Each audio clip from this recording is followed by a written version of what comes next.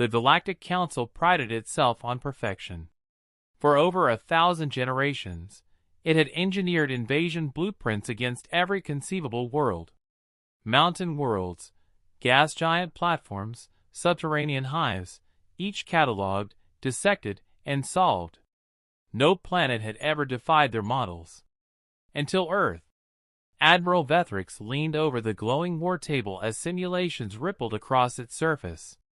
Armadas of holographic cruisers descended upon the blue-white sphere, only to be torn apart in unpredictable ways. He clenched his mandibles. "Run it again!" The strategist's drones obeyed. The first simulation launched orbital bombardments. Earth's atmosphere, thick with oxygen and turbulent currents, scattered precision fire. Nuclear counterstrikes arced upward from silos hidden deep underground, crippling entire fleets. Reset. The second simulation deployed bioplagues. The planet's immune systems adapted at speeds no model could replicate. Worse, humans themselves engineered counterviruses, sometimes within weeks, and deployed them with reckless abandon, even against themselves. Reset. The third simulation unleashed ground troops. The results were chaos. Humans used terrain as weapons. Jungles, deserts, frozen tundras.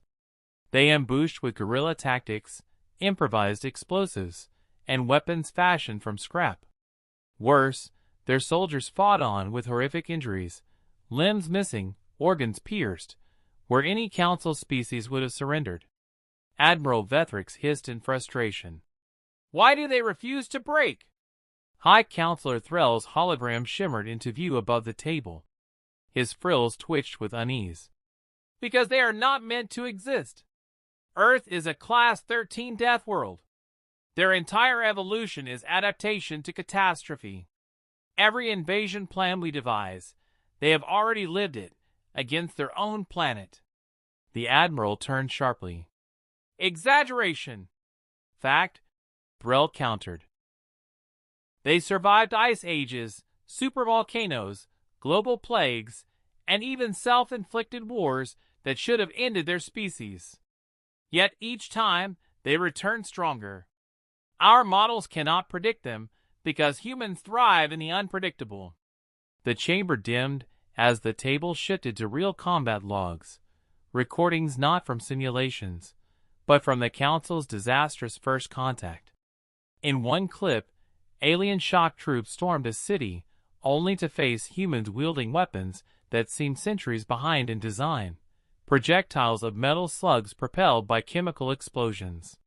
Yet those, primitive, arms punched through energy shields and shredded armor. In another, Council ships severed Earth's satellites.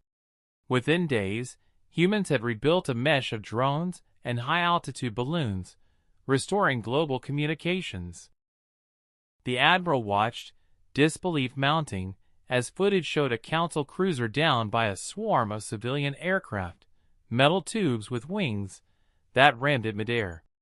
Suicidal, desperate, and utterly effective. "Madness," Vethrix whispered. "Resilience," Brell corrected. "They do not fight clean wars. They fight to endure. That is why every generation's invasion model fails. Earth cannot be conquered, it can only be survived." Vethrix felt unease coil through him. He had studied 1,000 campaigns, won 100 battles, but never had he faced prey that bit back harder than predators. The final entry appeared on the display. Council Directive. Terminate all invasion planning. Quarantine soul. Do not provoke humanity. Vethrix exhaled sharply through his mandibles. "So after 1,000 generations of perfection, the Council admits defeat?" Counselor Threll's hologram leaned closer, his voice low. "Not defeat. Recognition. The humans are what we claim to be, but are not unconquerable. Perhaps even inevitable." The Admiral turned back to the war table. Earth glowed in the center of the holographic galaxy, a defiant spark among stars. For the first time in his long career, Admiral Vethrix felt fear not of failure, but of the future. Because he knew, deep down, that Earth would not remain behind its quarantine forever.